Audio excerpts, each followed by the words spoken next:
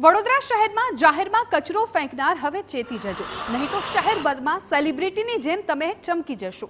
આ વાત અમે નથી કહી રહ્યા, આ વાત એટલા માટે કહેવામાં આવી રહી છે કારણ કે વડોદરા શહેરમાં રોડ પર ગંદકી કરનાર નાગરિકો સામે અનોખી કાર્યવાહી કરવાનો મનપાએ હવે નિર્ણય કરી લીધો છે, જેમાં જાહેરમાં કચરો ફેંકનાર લોકોના સીસીટીવીથી ફોટો પાડવામાં આવે છે અને બાદમાં તે લોકોના ચહેરા અને વાહન નંબર સાથેના ફોટોને શહેરભરમાં લાગેલી 69 જેટલી LED સ્ક્રીન પર બતાવવામાં આવે છે।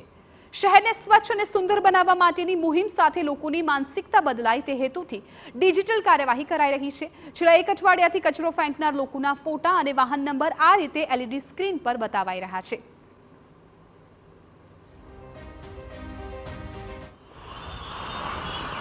આ અભિગમથી એક એવું આપણા માધ્યમથી કહેવા માંગે છે કે તેઓની માનસિકતા બદલાઈ, ફરીથી આ લોકો આ પ્રમાણે ન કરે એટલે એ પ્રમાણે દર અઠવાડિયે અમારા 69 જેટલા સ્ક્રીન છે તેના પર તેઓના ફોટા ડિસ્પ્લે કરીએ છીએ કે આ ભાઈ કે જે છે તે લોકો કચરો નાખતા પકડાયા છે, જેનાથી તેઓની માનસિકતા બદલાઈ, ફરી એ કાર્ય કરે નહીં।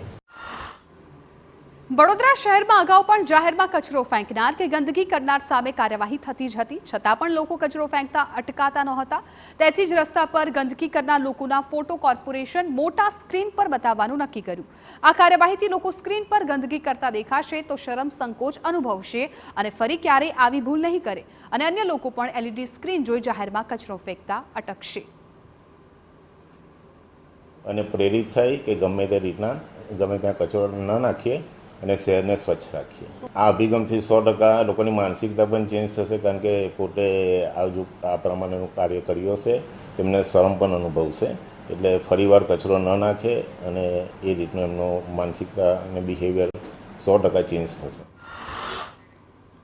તો એક મહિનામાં 170 જેટલા સીસીટીવીમાં ઝડપાતા દંડનીય કાર્યવાહી પણ કરાઈ છે। ત્યારે વડોદરા મનપાની આ મુહિમ શહેરને સ્વચ્છ બનાવવામાં કેટલી મદદરૂપ થાય છે તે જોવું મહત્વનું બની રહેશે।